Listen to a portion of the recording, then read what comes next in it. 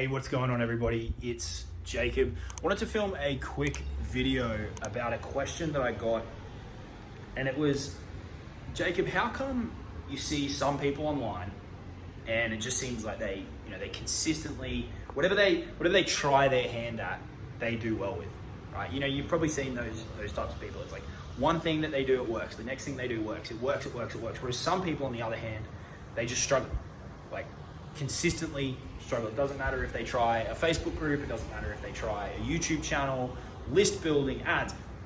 It doesn't work for them. What's the difference between those two people, right? What do you have to do in order to be able to crush it with any strategy? Okay, there's three pieces to this that this will separate you from people who consistently try new things and it doesn't work, right? This will separate you from people who are always jumping around from one thing to another. Okay, now when it comes to testing new strategies, here's what I would encourage: is as little as possible, add new strategies while removing the others, right? Ideally, what you want to be doing is stacking.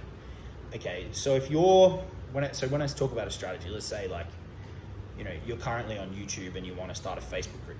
What you should ideally do is maintain YouTube and add the Facebook group, stack it on top of the other so that you're getting the momentum and you're not giving up the work that you've put into that YouTube channel or vice versa so far. Okay, so that's the first thing to think about, is as little as possible you want to completely abandon the stuff that you want to do. Now, if you completely hate the strategy that you're using, then yeah, okay, I can understand why you may want to do that.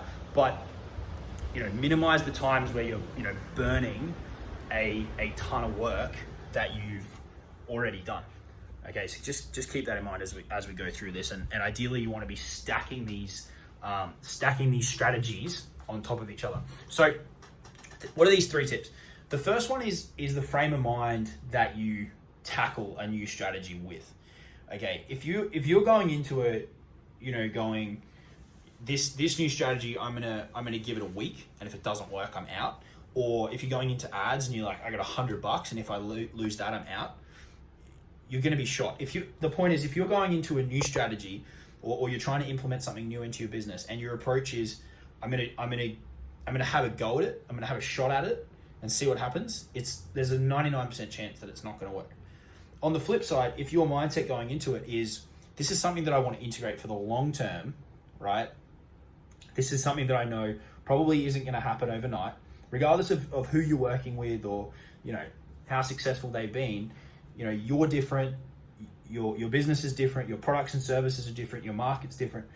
You've got to appreciate that there's going to be a teething period. So if you're not in this for the long term, and your mindset around that isn't, all right, I'm going to integrate a YouTube channel and I'm happy to work at it for years rather than months, then you probably need to think about, well, is there any point doing it, or should I just put all of the energy into that one thing?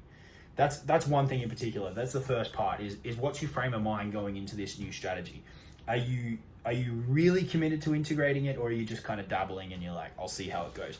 The significant majority of people who are like, oh, I'll see what happens, I hope it works kind of thing, it's not going to happen.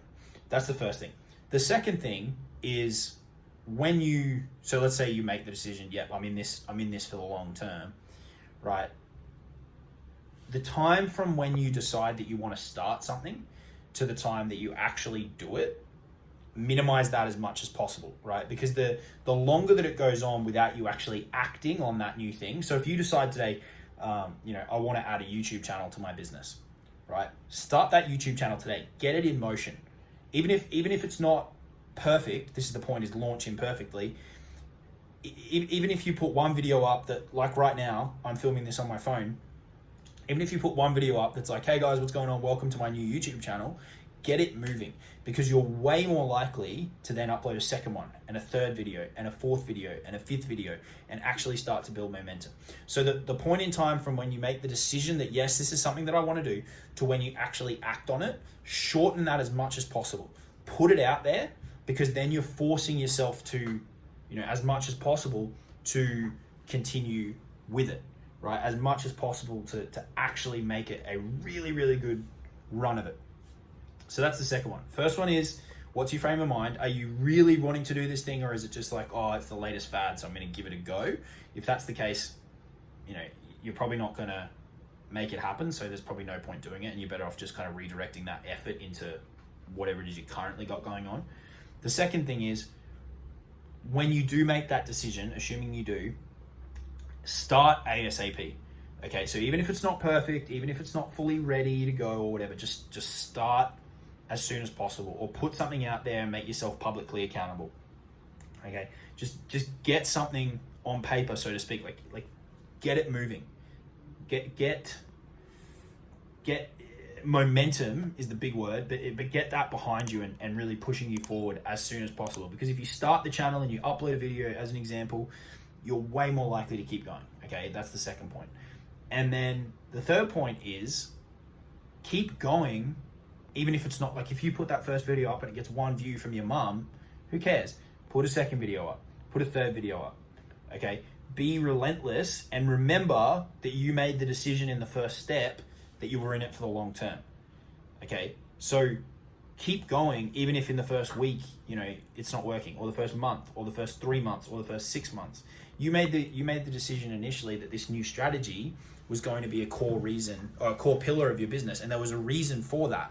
Okay, so you need to keep revisiting the reason that you started it. You obviously saw, big financial benefits, or time benefits, or lead generate. Like, there was obviously a reason that you wanted to integrate this new strategy. So keep going at it, even if it's not working right now. Maybe there's a big learning curve for you, as there is when you start anything new, or maybe it's a big learning curve for your team. If you're integrating, a new process, or maybe you need to bring on some other people to help you out, right? Maybe you need to hire a coach or a mentor or whatever to help you integrate your new Facebook group, or your new YouTube channel, or Instagram, or a new product line, whatever it may be. But don't abandon it when it doesn't work initially, because the significant majority of things aren't going to work initially. I talk about this with my students. There's when you start something, you're kind of, let's say, you're at the start of the race, and there's a hill. The top of the hill up here is where you want to get to. Say that's, making 10 grand a month on YouTube, or whatever it may be.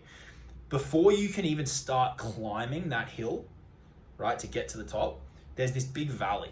There's this big valley down there, and it's full of thorns and snakes and all kinds of bad shit.